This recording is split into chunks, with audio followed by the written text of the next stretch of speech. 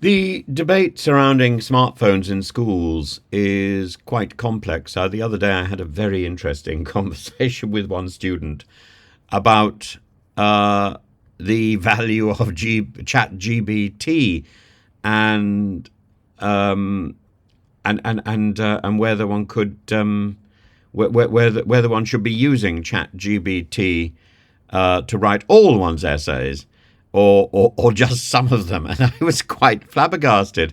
And I thought, well, is this written with Chat GBT? And the fellow said, yes.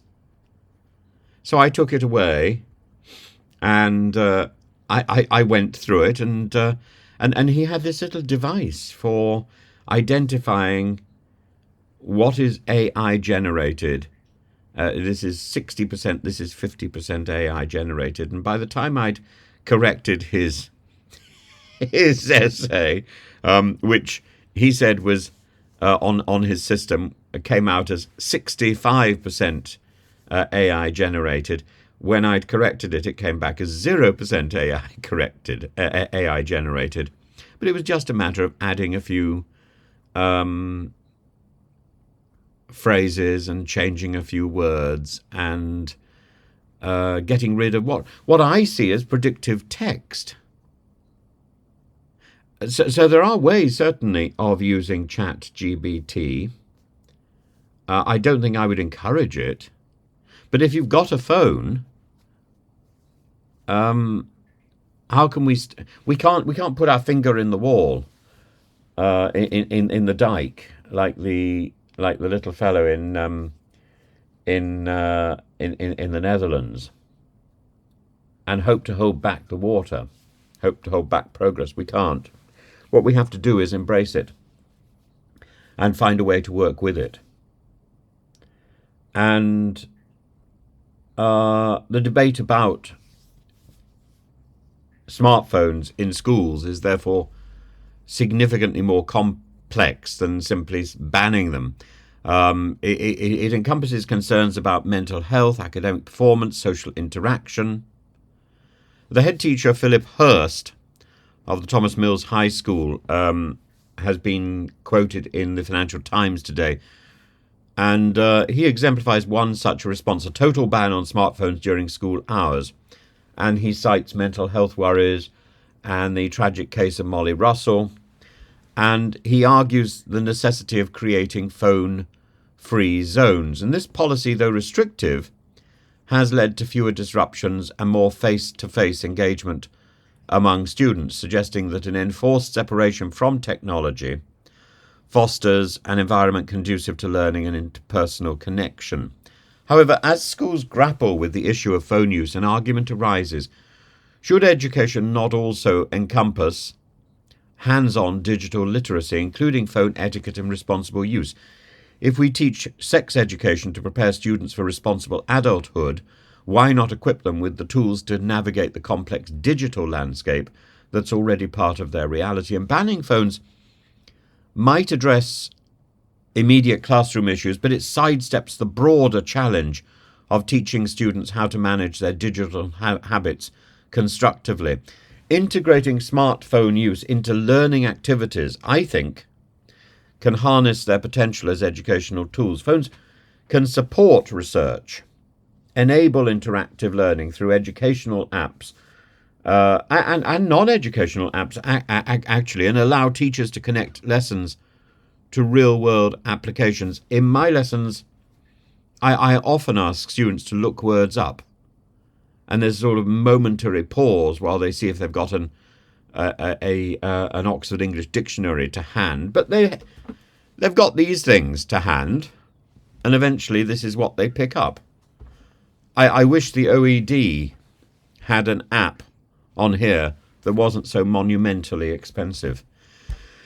And I wish the OED would stop producing these sort of ridiculous versions of its text in print, and get back to producing the pocket OED, which has etymology in it. In this context, the goal would not be to treat smartphones as distractions to be eradicated, but as tools to be understood, enhanced, and used, embraced with emphasis on balance and discernment in their use. The support for stringent measures is not without merit, of course. Figures such as the social psychologist Jonathan Haidt have called for stricter rules surrounding smartphones for those under 14, backed by studies linking social media to anxiety and depression. And there are studies that suggest that children under the age of 3 are genuinely harmed by exposure to the flickering lights of TV. Remember, TV, smartphones, cinema are all based on an exploitation of the weakness of our eyes, that this persistence of vision thing. It's all about duping our brains, and when babies and children are small, the sensory distinction is not so clear. And what's that thing? Synesthesia. We're all synesthetes when we begin life, and it's only later that our senses start to be distinguished. But enforcing outright bans, as highlighted by Hearst's Suffolk School and advocacy groups like Smartphone Free Childhood, risk creating an environment where students are unprepared for the digital challenges that they face outside school. There should be room for a curriculum that intertwines traditional lessons with digital responsibility, and recent surveys underscore the public's ambivalence, with many supporting phone bans while recognising the need for age-appropriate oversight by social media persuasive designs, as suggested by Labour MP Josh McAllister's bill. The push to regulate how tech companies engage younger users, raising the data sharing age and modifying addictive features, mirrors concerns reflected in the policy moves of Australia and advocacy by public figures like the Health Secretary Wes Streeting. While a controlled and distraction-free environment is invaluable for schools, a total ban on phones only provides a short-term fix.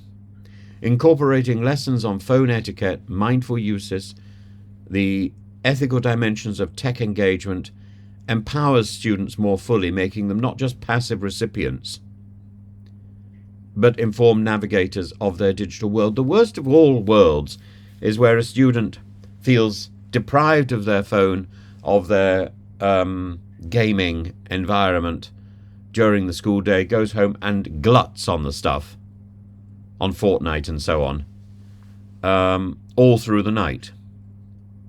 The debate, therefore, should not be whether smarter phones or gaming devices belong in school, but how schools can teach their responsible and constructive use.